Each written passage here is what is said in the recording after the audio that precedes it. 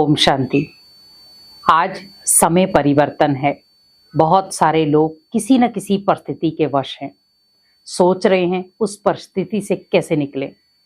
कौन सी ऐसी अदृश्य शक्ति है जो इस परिस्थिति से हमें बाहर निकाल दे, हमें बल भी दे, हमें शक्ति भी दे और हम इस प्रॉब्लम से बाहर भी निकल आएं। क्योंकि समय विकराल परिस्थितियों में चल रहा है। आप देख रहे हैं हर दिन हमें कुछ नया सुनने को मिलता है। समय परिवर्तन की ओर है। क्या मुझे भी परिवर्तन होना है? क्या समय ये मांग तो नहीं कर रहा कि आप भी बदल लो? स्वयं को बदलना ही समय का बदलना है। लेकिन आज हम दूसरों को बदलने में लगे हैं। हमें दूसरों को नहीं, पहले खुद को बदलना है। हमें यहाँ पर ध्यान रखना है कि समय विकराल परिस्थितियों से आ रहा है। कोई ना कोई ऐसी समस्याएं जो हमने सोची भी नहीं थी वो घटित हो रही हैं। तो उस परिस्थिति के समय में, उस मुश्किल दौर में कौन सी ऐसी चीजें हैं जो आपको पावर दे सकती हैं, बल दे सकती हैं? तो पहला है दान, दूसरा दुआएं। क्योंकि आपने कहीं दान किया होगा तो भगवान भी आपको मुश्किल दौर में भूखा सोने नहीं देगा। आप फील देखें, कहीं बाढ़ आ गई, पूरे के पूरे घर डूब गए, आप भोजन कैसे बनाएंगे? लेकिन आपने पहले बहुत सारे लोगों को दान किया है। वो दान उस समय रिटर्न बनकर आता है कि आपको एक दिन भी भूखा सोने नहीं देता। क्योंकि आप जो दान करते हैं वो व्यर्थ नहीं जाता। क्योंकि हम वो दान करते हैं भगवान के निमित्त, कि भगवान हम ही आपके निमित्त दान कर रहे हैं। तो भगवान भी उसका रिटर्न कहीं ना कहीं परिस्थिति आने पर देता है। प्रॉब्लम आई, बड़ी भी थी, कोई अपना साथ नहीं था, लेकिन फिर भी आपको भगवान ने भूखा सोने नहीं दिया। क्योंकि दान एक ऐसी चीज है जो अनेक आत्माओं के चेहरे पर खुशी लाती है। अनेक अशांत, दुखी, परेशान, बेसहारा आत्माओं के चेहरे पर एक सुकून लाती है। और हमें वो सोचिए, जब हमें वो मौका मिला हमने किया, लेकिन जब हमारे जीवन में कोई परिस्थिति आई, मुश्किल समय आया, तो वो दान हमारे काम आ गया। दुआएं। दुआएं एक ऐसा बल है जो व्यक्ति को अंदर से स्ट्रॉन्ग करता है। जैसे छोटे बच्चों को माता पिता कहते हैं दादा दादी की ब्लेसिंग लेकर आओ, मंदिर में खड़ा करते थे ब्लेसिंग लेकर आओ। लेकिन आज का दौर हाय हेलो का हो गया। हम दादा दादी के पैर नहीं छूते, उनसे ब्लेसिंग नहीं लेते। और आज कहीं ना कहीं मानसिकता परिवर्तन हो रही है। आज युवा पीढ़ी नशे में जा रही है। जहां पर पहले छोटे बच्चों से दान सिखाया जाता था कि बेटा दान करो, और आज वही बच्चे नशे में जा रहे हैं। कारण कहीं ना कहीं हम भी हैं। हमें अपने बच्चों को संस्कार देने हैं, वो संस्कार जो आपके जीवन का सुरक्षा कवच बने, जो आपके जीवन को एक सकारात्मक ऊर्जा से भरे। क्योंकि आज छोटे छोटे बच्चे भी जब मुख से गालियां निकालते हैं तो कई बार बहुत अचंभा लगता है कि इन बच्चों को गालियां सिखाने वाला कौन? आप ध्यान रखें कि बच्चों को आप वो चीज दे रहे हैं जो उन्हें देनी नहीं थी।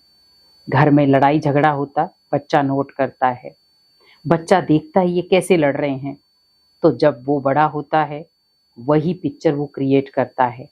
तो हम कहते ये कैसे निकला? तो कहीं ना कहीं बीज मैंने डाला है। तो बच्चों की शुरुआत ही आप करें दान के साथ, कि बेटा दान क्यों जरूरी है, उन्हें समझाओ। उनके हाथों से आप दान करवाओ ताकि उन्हें बड़ों का सुरक्षा या बड़ों की जिम्मेवारियां बोझ ना लगे। आज कहीं ना कहीं हमने अपने बच्चों को इन चीजों से दूर किया, तो आज वो बड़ों की रिस्पेक्ट नहीं रखते।